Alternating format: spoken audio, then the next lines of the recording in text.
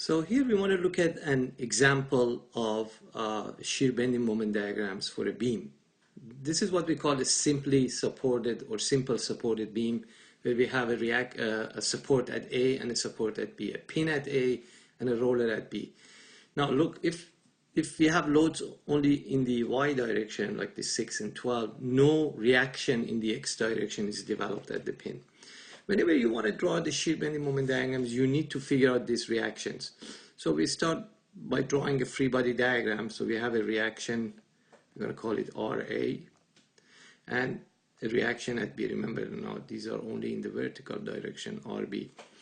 Okay, so we go ahead and find these reactions by taking moment about A and taking counterclockwise to be positive.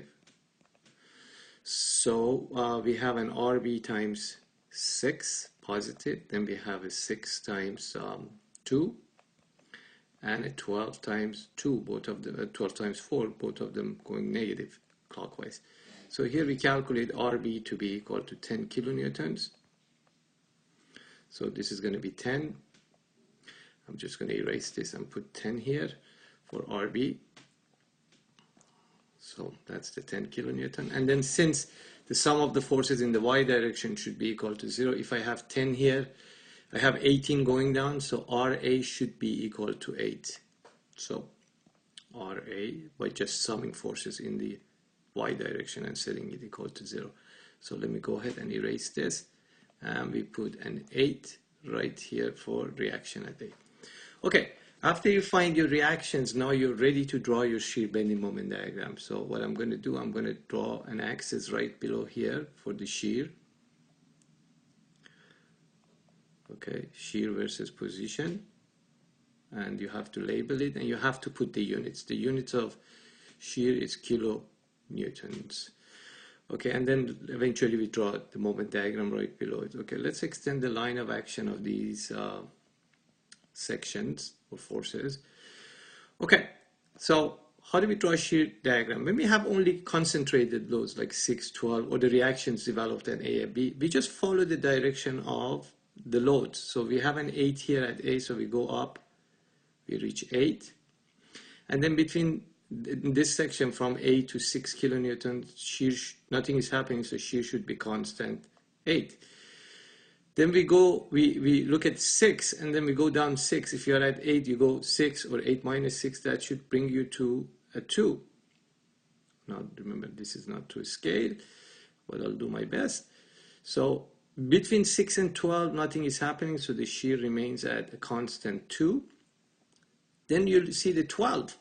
If you're at a positive 2 and you go down a negative 12, or 2 minus 12, that should bring you to a negative 10 here.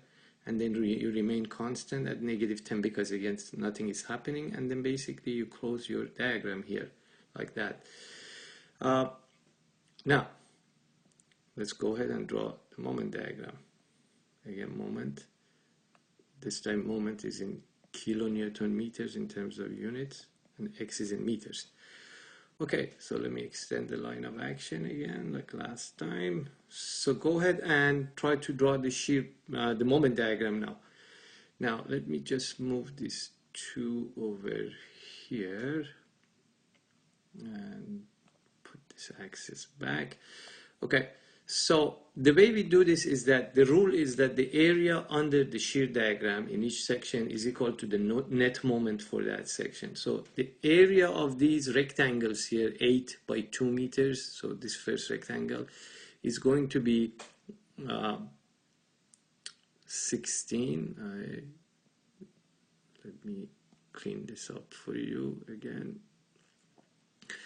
And let's go ahead and find the next area. This area of a 2 by 2, I'll just put it here, is a positive 4. And this area of negative 10 by 2, the last section, is negative 20.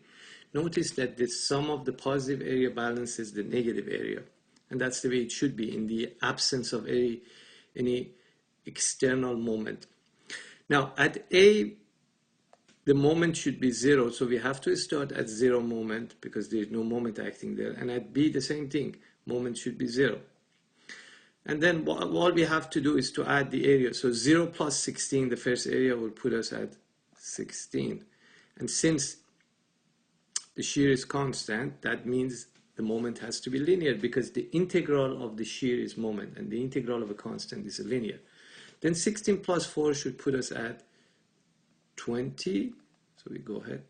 And again, this is another linear, different slope, obviously. And then 20 minus 20 should put us at 0. So we start at 0, we end up at 0.